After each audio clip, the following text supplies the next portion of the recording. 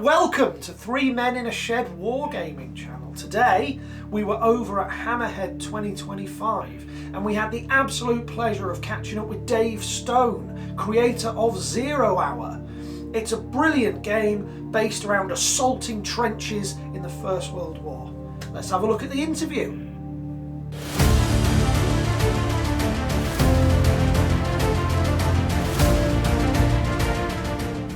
Right, hello, I'm here with Dave. Hello. He's going to tell us all about the fun he's having today. So what are you demoing today, Dave? Yep, thanks very much. I'm here demoing my World War I rule set. It's a game called 0 Hour.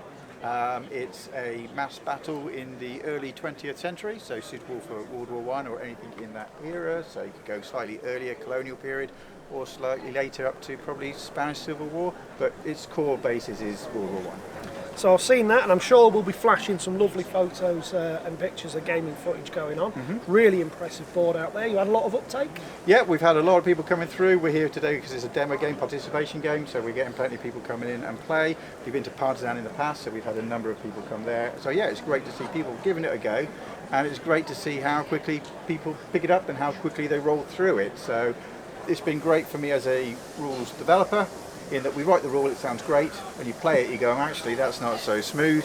So having done a few of these shows now, we know the mechanisms are smooth, we know it goes through at pace. People will break things when given a chance. They will do, they absolutely. So we're making it as simple as possible so that people like me can play a simple game.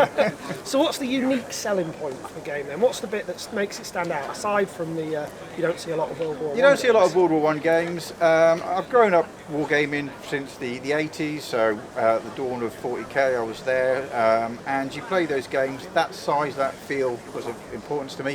But after a while you realise it's a little bit flat, you know, when you look at the command and all of that, it's pretty straightforward. If you've got two people left in the unit, they'll stand there, they'll still charge when you want them to charge. So we've got that basic mechanism of, you know, a 40k size game, but when you start looking at the rules and that, the order mechanisms, the command mechanisms, everyone can do everything to the start, but as you start getting attrition, and when you look at games like Saga, at the start you can do everything, but as you start losing your dice, you go, actually, I can only do one or the other. So we have a very similar thing. As you start losing your commanders, you start losing your orders, which means you can no longer charge. It's like, well, how are you going to charge? Because you guys by themselves, they haven't got an officer, they're not going to go, yeah, let's charge. So they will suddenly become a little bit more hesitant. So the company commander has to step in to get those moving along. Or if he's out of action, the general has to come in. So you suddenly get this whole command hierarchy, because as attrition comes in, your functionality gets hammered down. You've got your guys beautifully positioned, but for whatever reason, they're disordered or whatever, they're not going to carry on the next step. So it suddenly starts forcing the player to make choices, and it's like, I want to do this now, but if I do that, I can't do this bit later on.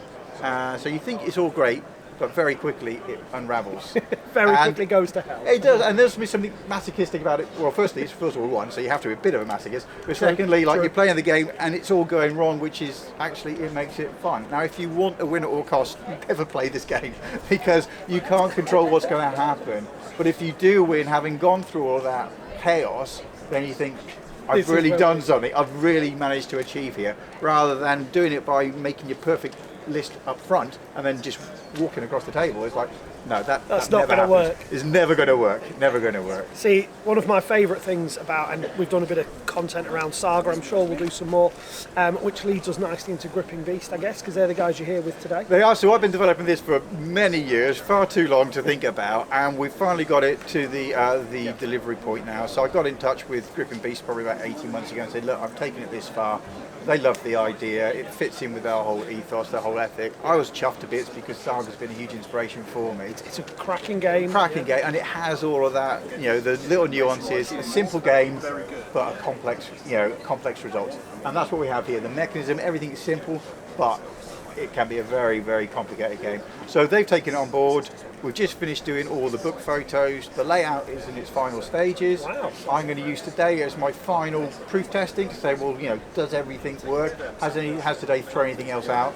So then that will be going back to the publishers and the editors in the next week or so. So we're looking at, come summer, it's been on shelves Wow, through fantastic. Griffin Beast. Griffin Beast will be releasing it in the summer. Wow. I know. Lovely. With some little starter set miniatures, maybe? Or just as a book at the I mean, minute? they do a whole World War One range, course. so they've got their Woodbine range, so all of that's already available. So the start set, Brilliant. they're there basically. They've Wow. got the whole Woodbine collection. Well, that's absolutely fine. I can't wait to give it a bit of a go. And genuinely, the command hierarchy structure sounds brilliant. It is great, and like I love say, at the start you go, well, why are we bothering with all these order markers? So within 2 rounds you're thinking, well, where have all my order markers gone? How am I actually going to get through this point here? Or you've got to the barbed wire, it's like, but there's all this barbed wire in the way. Why didn't I clear the barbed wire sooner? So there's this constant, what do you do and when do you do it? It's entertaining, if nothing else. Dare I ask, next steps? Summer, this is on the shelves. It's a big This is hit on the 'cause it's shelf, great. so What's the next? book itself includes a very simple set of rules and guidance on how to build an army. It's deliberately generic, so we're not saying here's the German list, here's the British list. It gives you all the instructions and guidance on how to build it up. So if you want superpowered stormtroopers that can advance under their own initiative, that can attack under their initiative, that have very high morale, very high command structure, then you pay the points and it shows you how to build that up. Love that. Great. Great. The next step then, and we have in the book like guidance on this is how you could do a stormtrooper, this is how you could do a French Senegalese, this is how you could do a Russian Cossack. So we have the rules there to show you how to do that.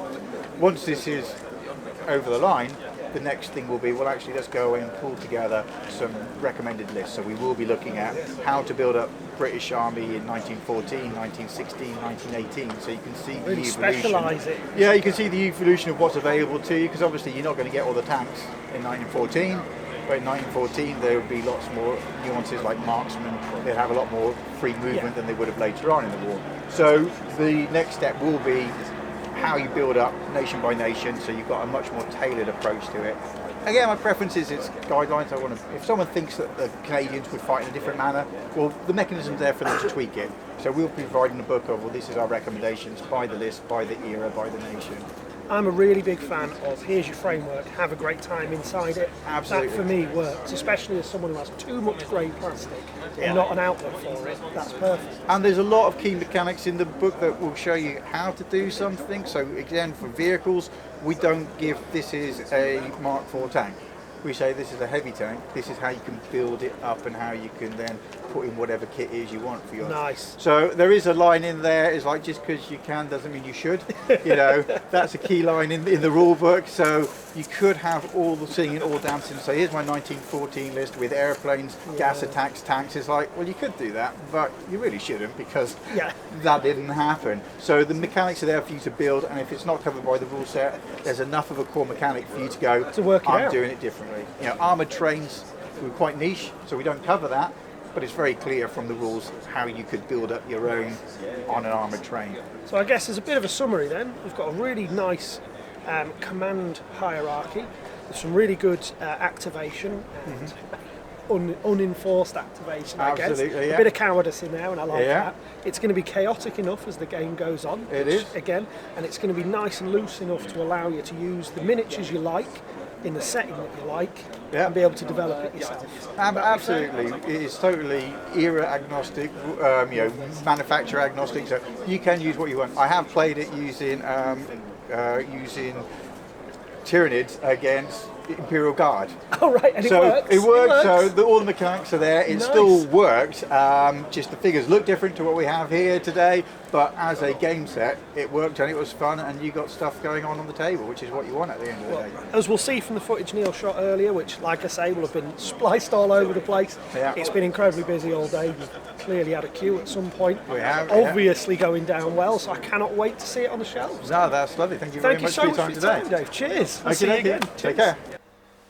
So after that fantastic interview, I went along to the demo table hoping to get a game, but Dave literally had a queue of people. So I sat by and watched a few turns, and these were my initial thoughts. Summarised quickly, I thought the command mechanic was just fantastic.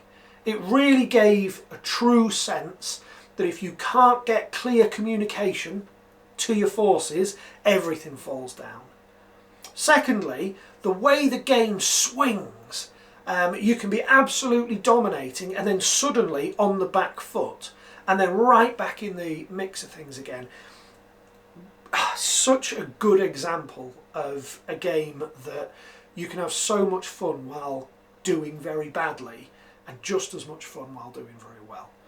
And third of all, I'd say it really echoes the feeling of that trench warfare kind of strategy.